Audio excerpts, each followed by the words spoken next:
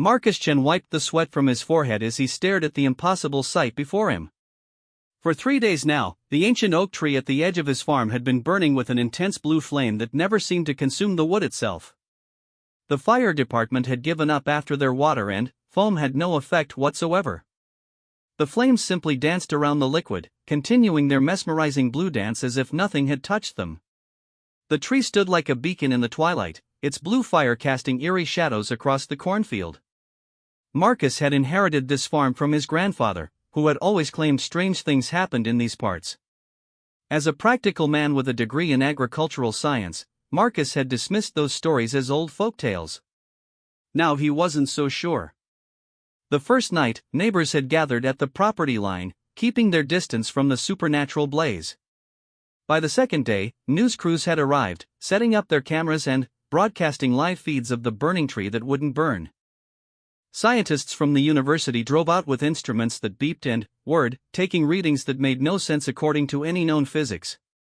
Dr. Sarah Martinez, a physicist from the state university, had been the most persistent. She spent hours with her equipment, measuring electromagnetic fields and thermal signatures that defied explanation. The tree registered as burning at temperatures that should have reduced it to ash in minutes, yet it remained perfectly intact.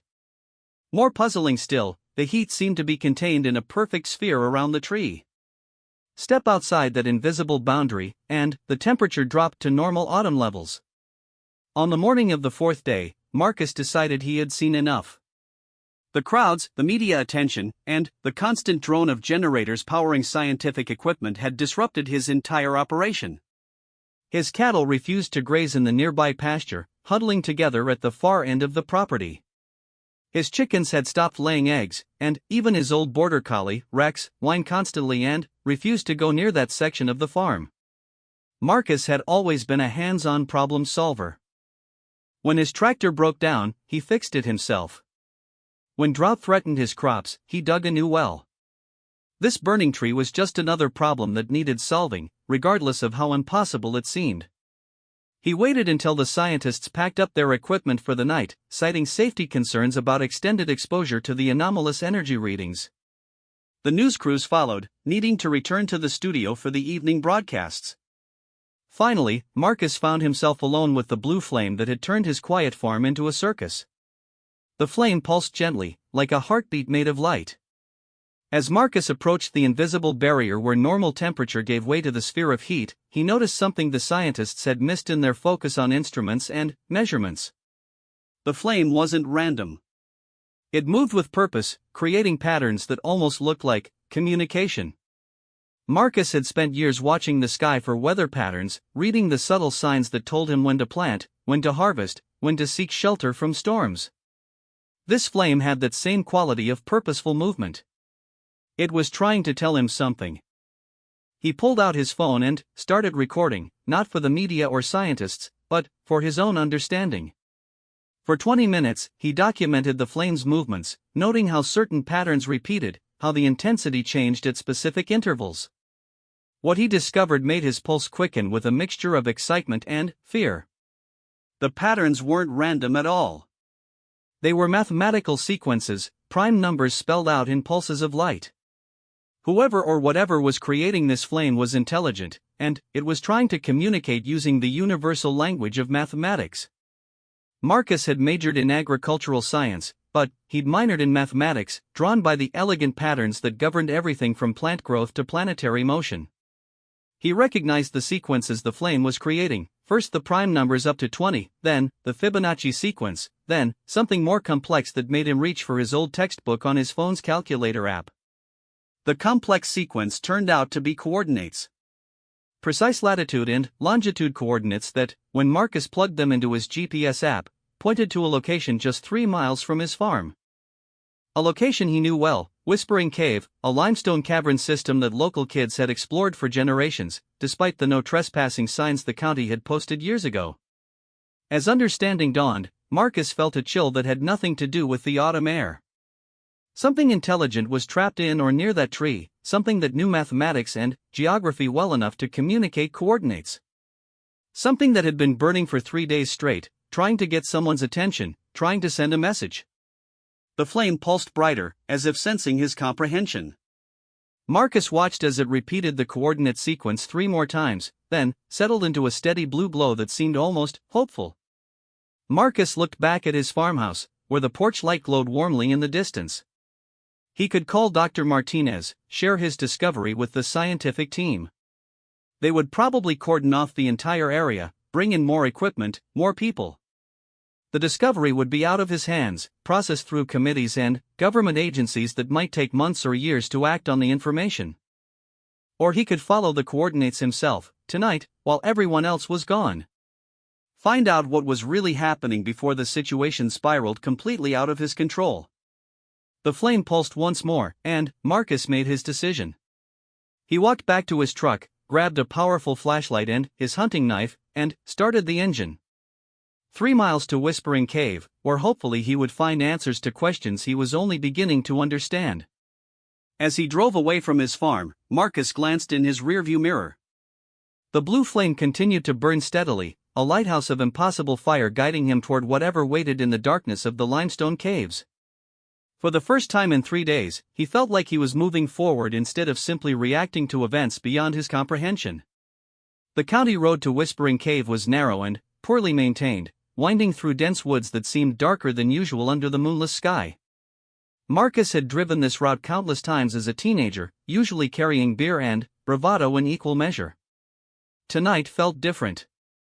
Tonight, he was following a message written in mathematical fire, heading toward what might be first contact with something not of this world.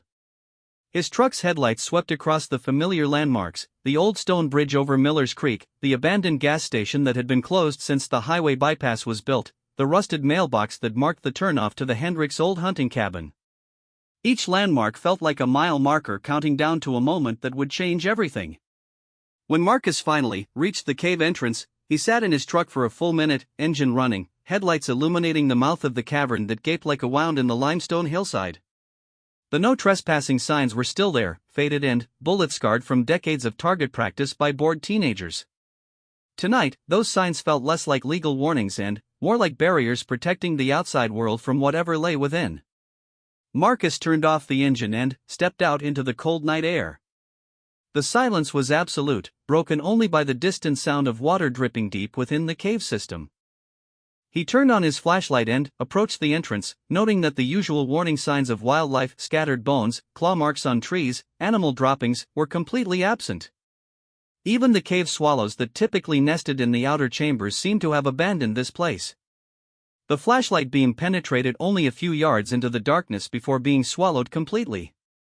Marcus took a deep breath and stepped across the threshold, leaving the familiar world behind and entering a realm where blue flames could burn for days without fuel, where mathematical messages could be written in light, where a simple farmer might be the first human to make contact with something extraordinary. The cave floor was smooth limestone, worn by centuries of water flow into natural pathways that led deeper into the earth. Marcus followed the main passage, his footsteps echoing in the vast darkness. The temperature dropped noticeably as he descended, and he zipped up his jacket, grateful for the warmth. After walking for what felt like hours but was probably only 20 minutes, Marcus noticed a faint glow ahead. Not the harsh white of artificial lighting, but a soft, warm radiance that seemed to pulse with the same rhythm as the blue flame back at his farm. His heart rate increased as he approached the source of the light, flashlight beam dancing ahead of him on the cave walls. The passage opened into a vast underground chamber, and Marcus stopped dead in his tracks at what his flashlight revealed. The cavern was enormous, easily the size of a football stadium, with a ceiling that disappeared into darkness above. But it was what occupied the center of the chamber that made Marcus question his sanity. A creature lay curled in the middle of the cavern floor, its scales gleaming in the soft light that emanated from its own body. It was unmistakably a dragon, though unlike any dragon from human mythology. This creature was elegant rather than monstrous, with proportions that suggested grace and intelligence rather than brute force. Its scales were an iridescent blue-green that shifted color as the light moved across them, and its size was impressive without being overwhelming, perhaps the size of a small aircraft. But it was clearly injured.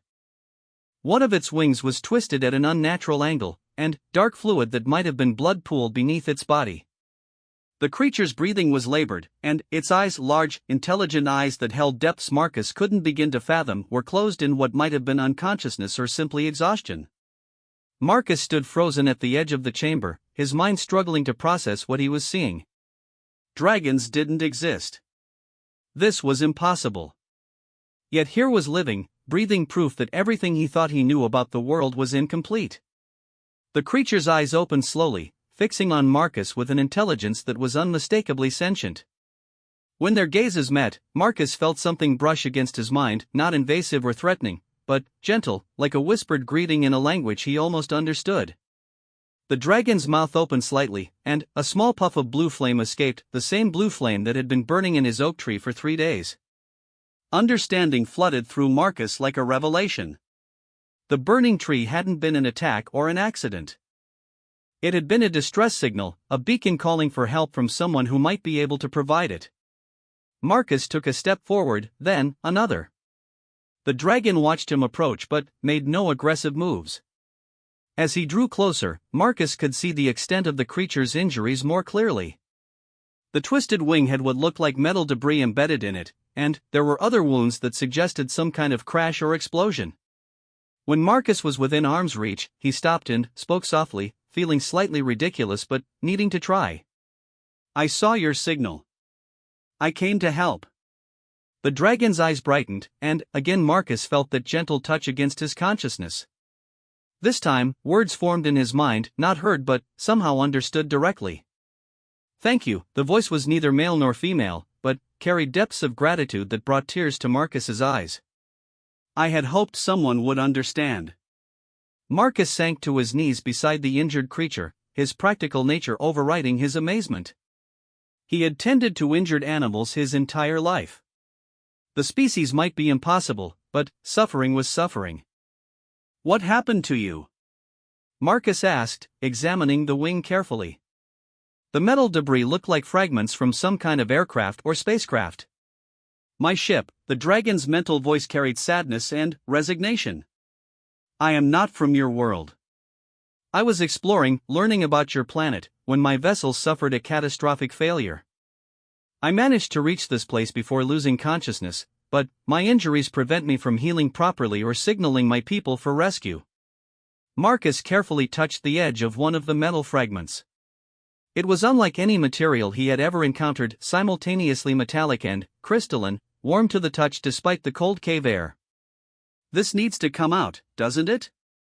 "Yes, but the process will be difficult. My kind heal differently than your species. We require fire, intense heat, to properly mend our wounds. But I am too weak to generate the necessary temperatures, and any fire I create dissipates too quickly in this environment." Marcus nodded slowly, understanding beginning to form. "That's why you've been burning the tree. You're not trying to destroy it, you're trying to create a sustained fire hot enough to heal yourself."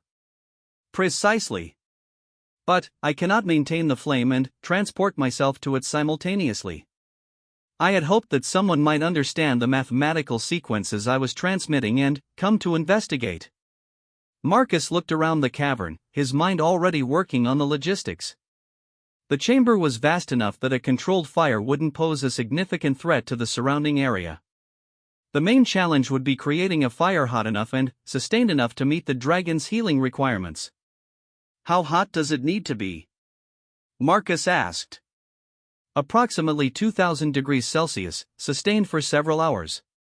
The heat will allow my cellular regenerative processes to function properly and integrate the foreign materials that are preventing healing." Marcus whistled softly. 2000 degrees Celsius was far hotter than any wood fire could achieve. He would need something more substantial, more technologically advanced. His mind raced through possibilities, discarding idea after idea until he landed on something that might actually work. "There's a forge about 10 miles from here," Marcus said slowly. "Old Pete Morrison runs a metalworking shop. He's got equipment that can reach those temperatures, and he's the kind of guy who might be willing to help without asking too many questions." The dragon's eyes brightened with something that might have been hope. "You would do this? Help a creature you have never seen before, from a world you know nothing about?"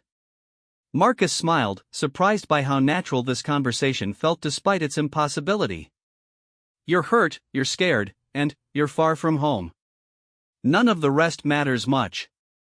Your species continues to surprise me. We have observed your planet for many cycles, and, while we have noted both great kindness and great cruelty among your people, I had not expected such immediate compassion from a random encounter. You've been watching us? Marcus asked, curious despite the urgency of the situation. Not watching in the way you might think. Observing from a distance, studying your development, your cultures, your technological progress. We have strict protocols about contact with developing civilizations. My presence here violates many of those protocols, though the circumstances were beyond my control.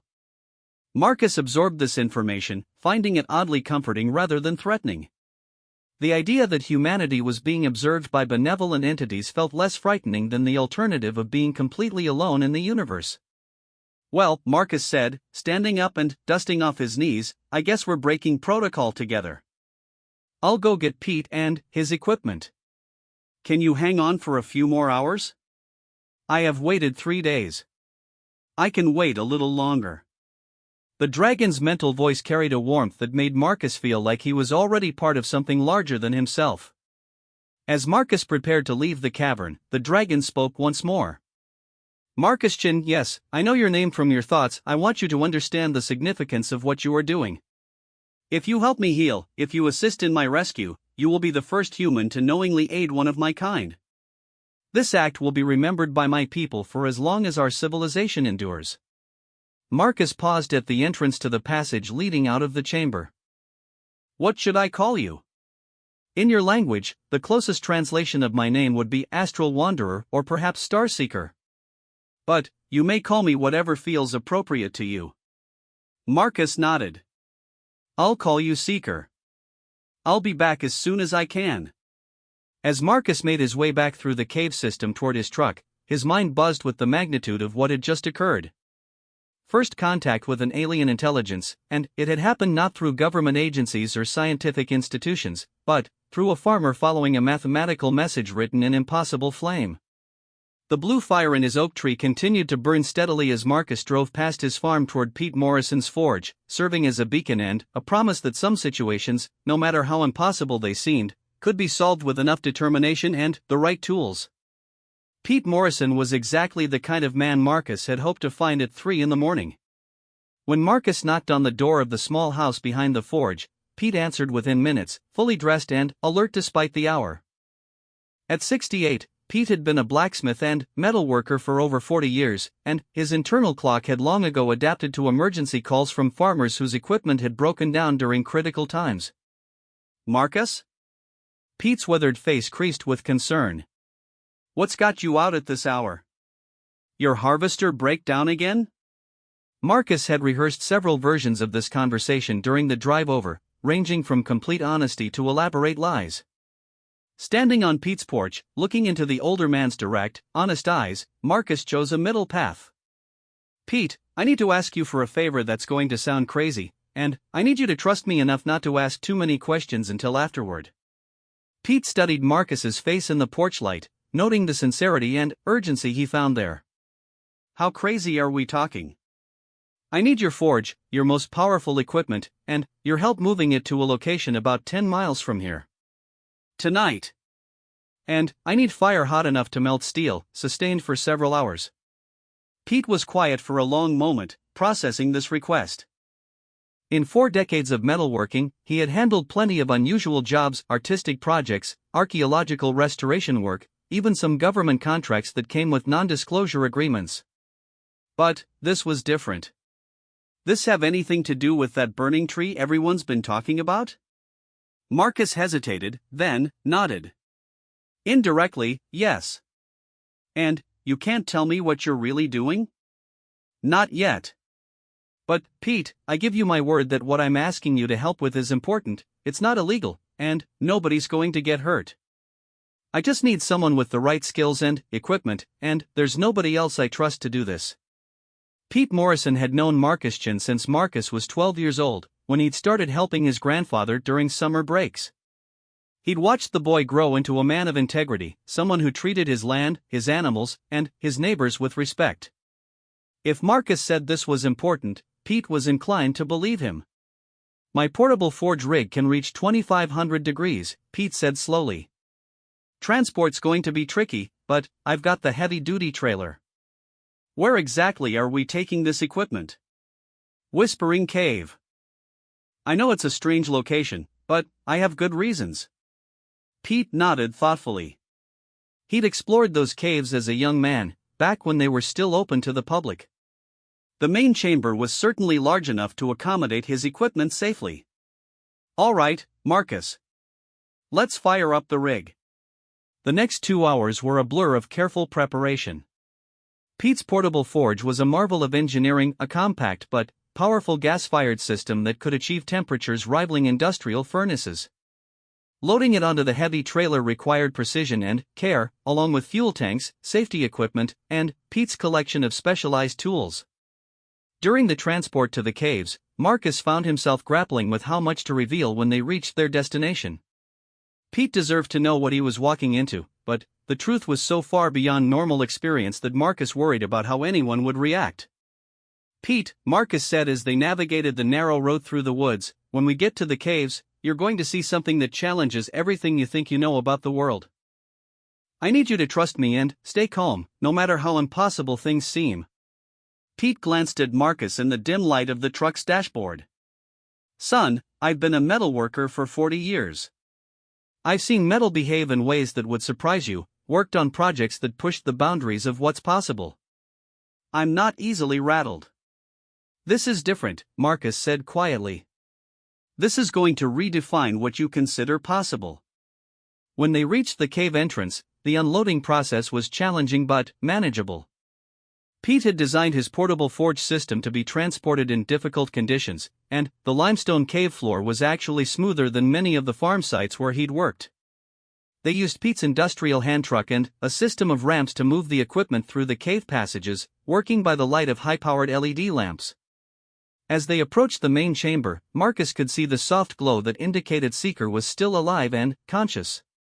He stopped Pete just before the final turn in the passage. "Pete, remember what I said about staying calm. What you're about to see is real, it's not dangerous, and it needs our help." Pete nodded, his expression serious but curious. "I'm ready."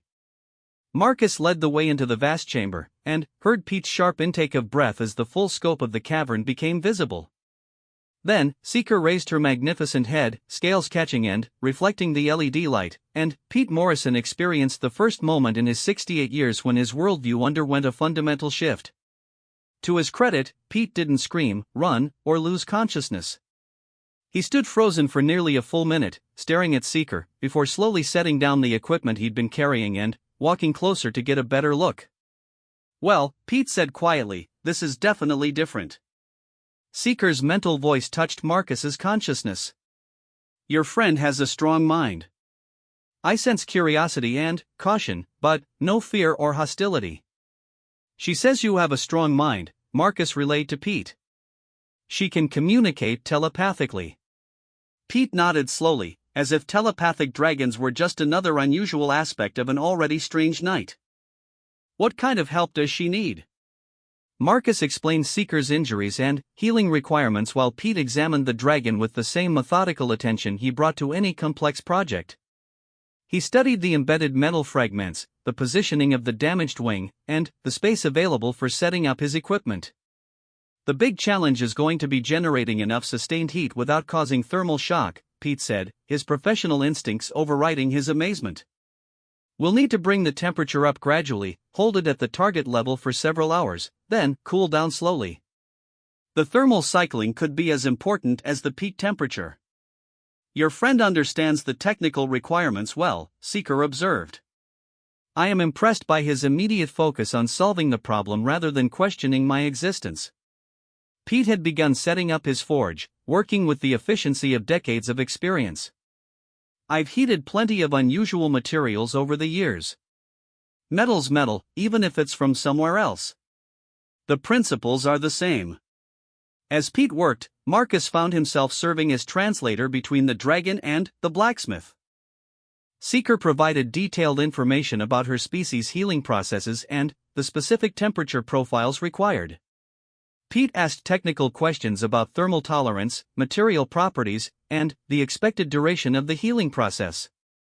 She says her people's cellular regeneration accelerates dramatically at high temperatures, Marcus explained. The foreign materials, the ship fragments, will either be absorbed into her system or expelled during the process. Like a biological forge welding, Pete mused. Temperature drives the material integration.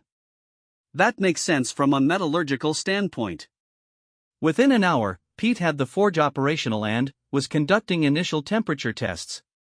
The equipment filled the vast cavern with light and a low, steady roar that echoed off the limestone walls. Seeker watched the preparations with obvious relief and growing hope. I must warn you both, Seeker's mental voice carried a note of concern. The healing process will be dramatic. There will be intense light, sound, and energy discharge. I wanted you to be prepared. She's warning us that the healing process is going to be intense, Marcus told Pete. Lots of light and energy. Pete nodded, adjusting his safety equipment. I've worked with some pretty energetic processes. We'll keep our distance and monitor the temperature remotely. As the forge reached operating temperature, Pete made final adjustments to position and airflow. All right, Marcus. Let's see if we can help your friend. Marcus looked at Seeker, who had positioned herself carefully within the heating zone Pete had established. Are you ready? I have been ready for 3 days, came the reply, tinged with both gratitude and anticipation. Thank you both, more than you can know. Pete activated the full heating cycle, and the temperature in the targeted area began climbing rapidly. At first, nothing seemed to happen beyond the expected thermal effects. Then, as the temperature passed 1500 degrees Celsius, Seeker began to glow. It started as a subtle intensification of her natural luminescence, but quickly became something far more dramatic. Her scales began to emit brilliant blue-white light that filled the entire cavern. The light pulsed in rhythm with her heartbeat, growing stronger as the temperature continued to rise. At 2000 degrees, the healing process truly began. The metal fragments embedded in Seeker's wing began to glow red-hot, then white-hot. Instead of causing pain, the heat seemed to energize the dragon. Her breathing became stronger and more regular, and the wounds that had been seeping began to close visibly. I'll be damned, Pete whispered, watching through his protective visor as impossible biology unfolded before his eyes. It's working. The most dramatic moment came when the largest piece of ship debris was expelled from Seeker's wing. The metal fragment, now glowing like a miniature star, simply pushed through the dragon's scale and fell to the cavern floor with a crystalline chime. The wound it left behind closed almost instantly, new scales forming to replace those that had been damaged. Throughout the process, Seeker's mental voice maintained contact with Marcus, describing sensations that had no human equivalent. The heat didn't burn her, it nourished her, allowed her cellular systems to function at peak efficiency, enabled healing that would have taken months under normal conditions to complete in mere hours. As the night progressed, Pete maintained the precise temperature profile that Seeker's biology required. The blacksmith found himself fascinated by the intersection of biological and thermal processes, taking mental notes about energy transfer rates and material interactions that challenged everything he thought he knew about metallurgy. Your friend's physiology is like a living forge, Pete observed during a brief lull in the process. She uses thermal energy the way we use oxygen. It's incredible. By dawn, the healing was complete. Seeker stood and stretched her newly repaired wing, testing its movement and flexibility. The scales gleamed like polished gems, and her luminescence had settled into a warm, healthy glow. She was magnificent in a way that made Marcus understand why every human culture had myths about dragons. The healing is successful, Seeker announced, her mental voice stronger and clearer than it had been since Marcus first encountered her. I am restored to full function. My ship's emergency beacon is operational again, and my people will be able to locate me within the next few days. She's completely healed, Marcus told Pete. Her people are going to come get her soon. Pete nodded, beginning the process of shutting down his equipment. Glad we could help. This is definitely going to be a story I'll remember for the rest of my life. Both of you will be remembered by my people as heroes, Seeker continued. What you have done here represents the best aspects of your species: compassion, ingenuity, and courage in the face of the unknown. As Pete packed up his equipment, Seeker approached Marcus directly. There is something I want to give you before I leave. A token of gratitude, and a means of contact should our peoples ever formally meet. The dragon reached into a small pouch-like structure near her throat and withdrew what appeared to be a crystal, though it shifted colors like an opal and seemed to contain its own internal light source. This is a communication crystal from my ship. It survived the crash intact.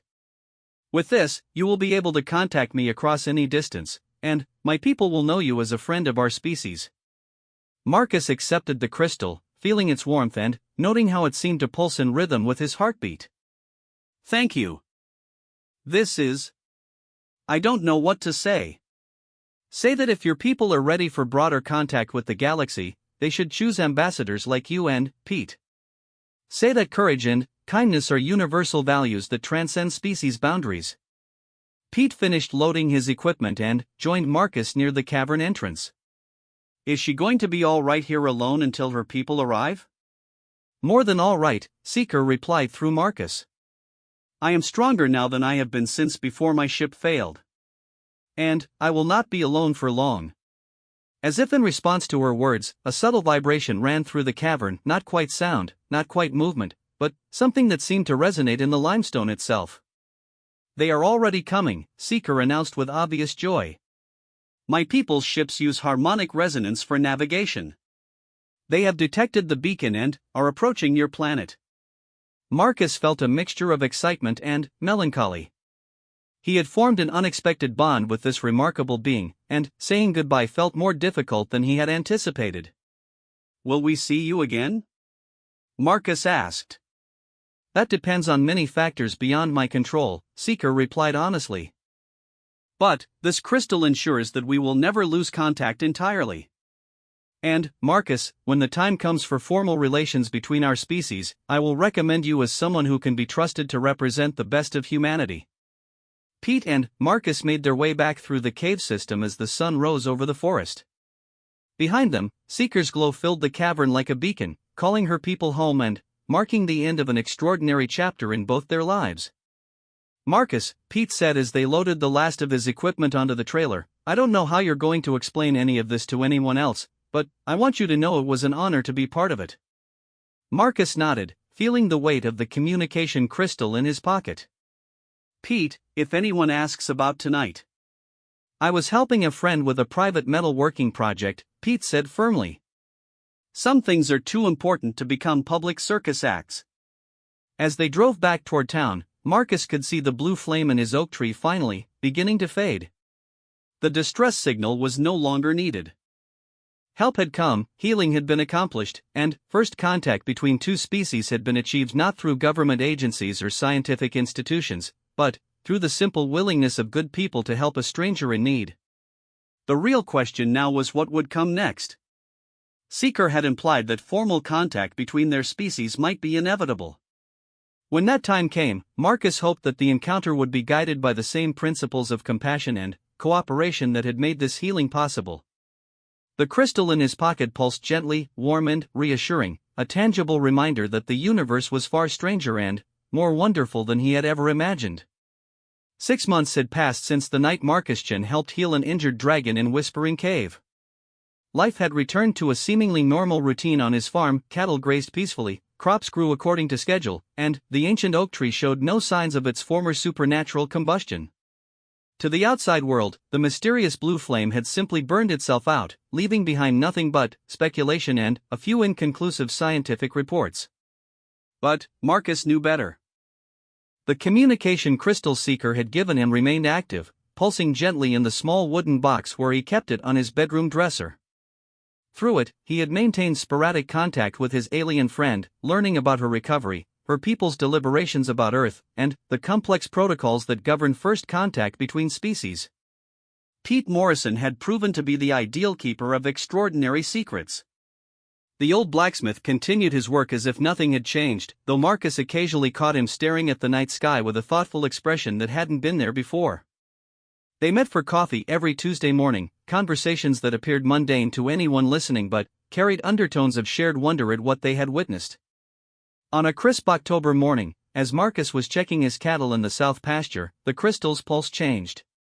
Instead of its usual gentle rhythm, it began emitting rapid, bright flashes that seemed almost urgent.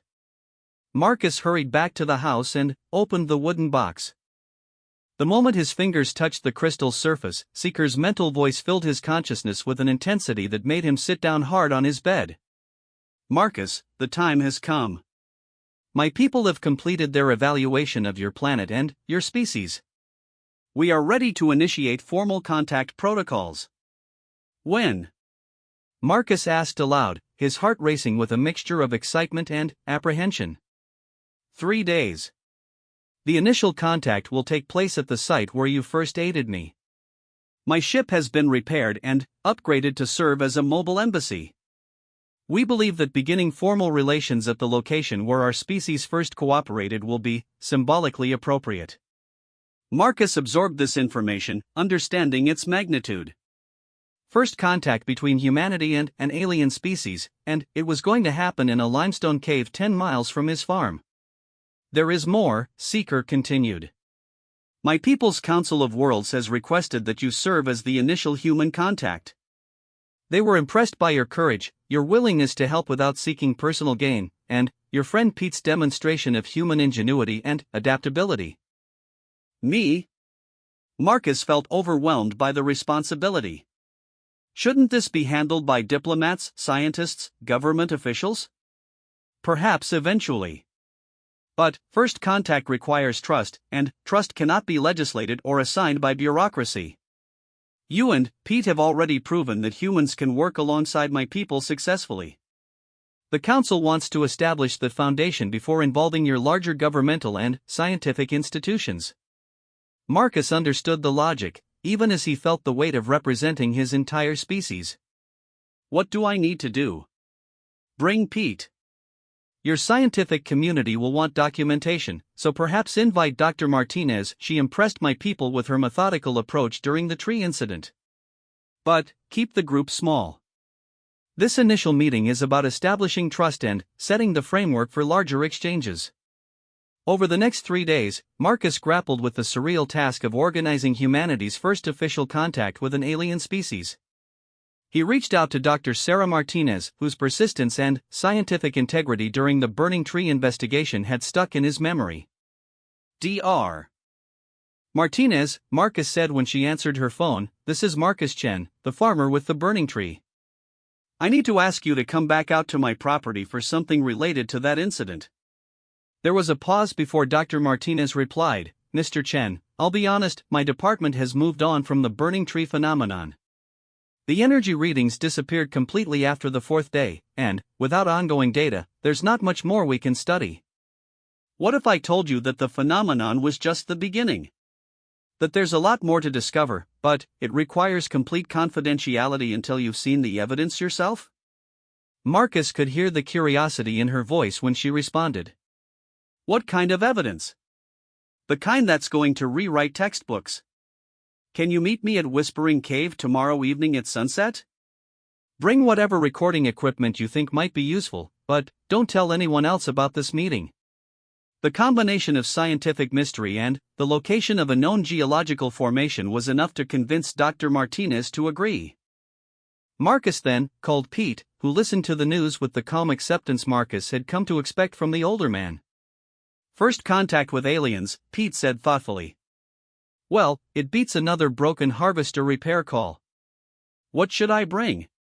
"Just yourself. And maybe some of that famous Morrison family calm. I have a feeling we're all going to need it." The evening of contact arrived with unseasonable warmth and clear skies. Marcus, Pete, and Dr. Martinez gathered at the cave entrance as the sun set behind the trees, painting the limestone cliffs in shades of gold and amber. Dr. Martinez had brought a collection of instruments that could measure electromagnetic fields, temperature variations, and sound patterns. I have to admit, Mr. Chen, Dr. Martinez said as they prepared to enter the cave, this feels remarkably similar to the setup for every horror movie I've ever seen. Mysterious local farmer leads scientists into isolated cave for unexplained purpose. Pete chuckled. Don't worry, document Marcus, here's one of the good ones.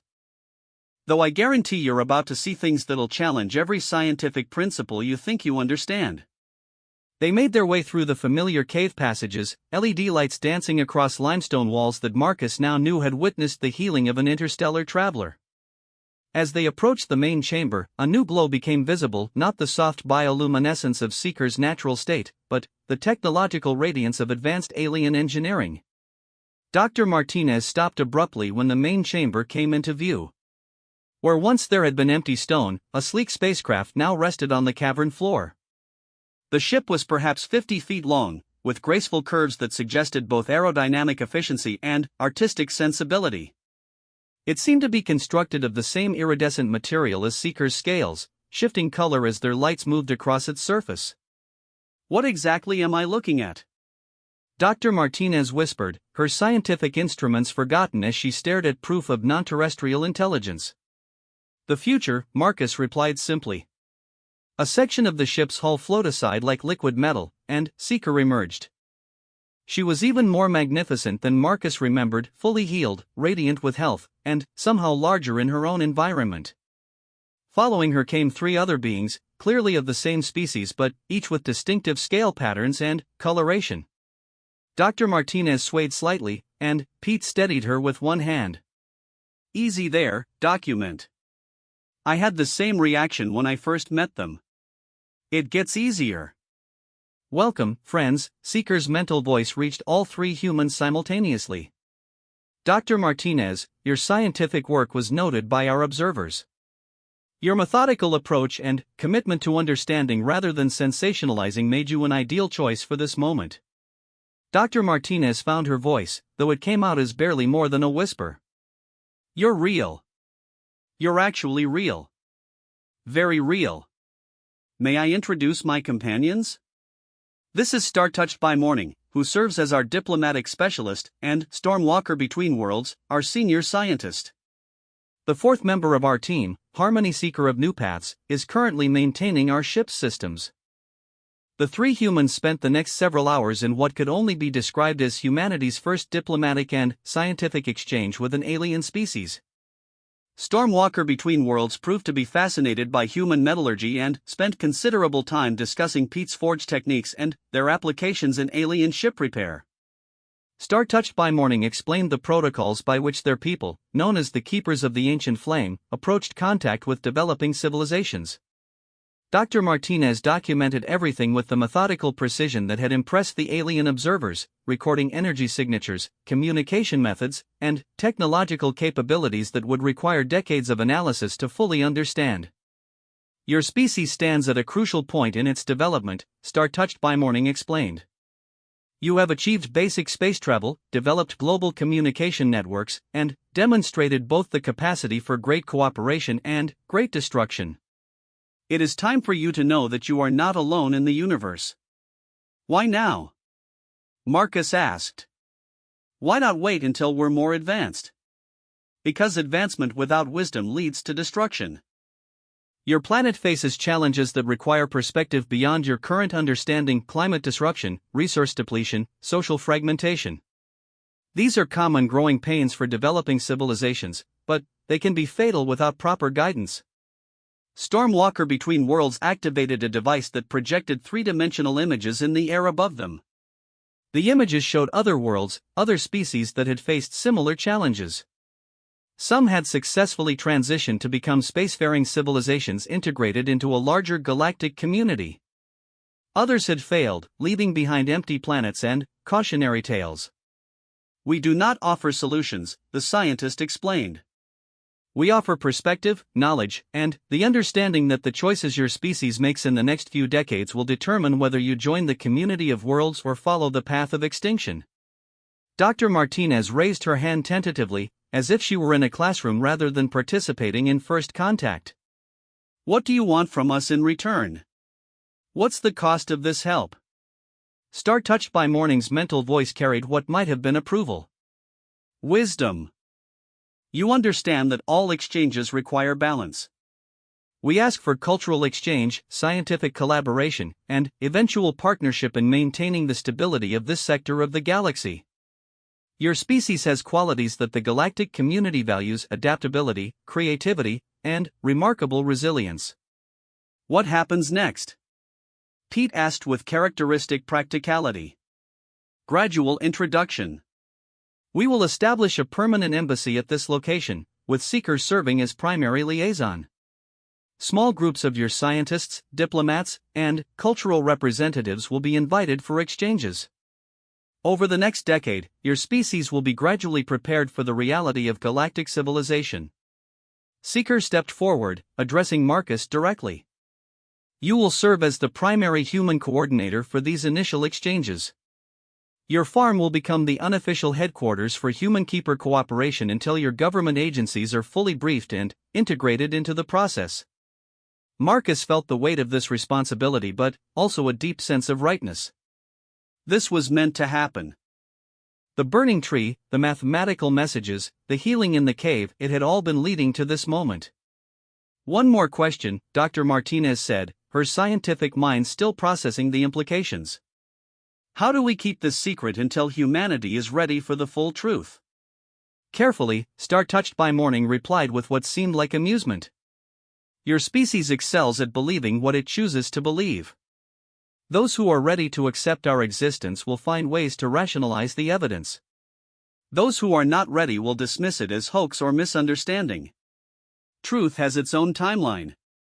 The meeting concluded with agreements to establish regular communication protocols and a schedule for gradual revelation of alien presence to key human institutions. Dr. Martinez would serve as the scientific liaison, Pete would coordinate technological exchanges related to materials and engineering, and Marcus would oversee the overall integration process. As the alien delegation prepared to return to their ship, Seeker approached Marcus one final time. The young dragon you helped heal in this cave was just the beginning, she said, her mental voice warm with affection. Now you help heal the relationship between two species. It is appropriate work for someone with your gifts. What gifts? Marcus asked, genuinely puzzled. The ability to see past fear to possibility. The willingness to help strangers without expecting reward. The wisdom to know that some things are more important than personal comfort. These are rare qualities in any species, precious beyond measure. As the spacecraft lifted off from the cavern floor, its departure somehow completely silent, Marcus stood with Pete and Dr. Martinez watching through the cave entrance as it disappeared into the star-filled sky. So, Pete said after a long moment of silence, I guess Tuesday coffee is going to be more interesting from now on. Dr. Martinez was frantically reviewing the readings on her instruments, muttering about energy signatures that violated known physics. I'm going to need bigger equipment. And, probably tenure. Definitely tenure. Marcus looked up at the stars, understanding that his quiet life as a farmer had just become something entirely different. The communication crystal in his pocket pulsed gently, a reminder that the universe was vast, full of wonders, and, somehow, inexplicably, had chosen him to help bridge the gap between worlds. Over the following months, as the secret embassy took shape in the hidden chambers of Whispering Cave, Marcus often thought about the blue flame that had started everything. A distress signal from across the galaxy, calling for help in the universal language of mathematics. Humanity had answered that call, and, in doing so, had taken its first steps toward joining a community of worlds that stretched beyond imagination. The young dragon had indeed set a tree ablaze for days, until a farmer uncovered the impossible. But, the impossible, Marcus had learned, was simply another word for the not yet understood. And, in a universe full of wonders, understanding was just the first step toward belonging.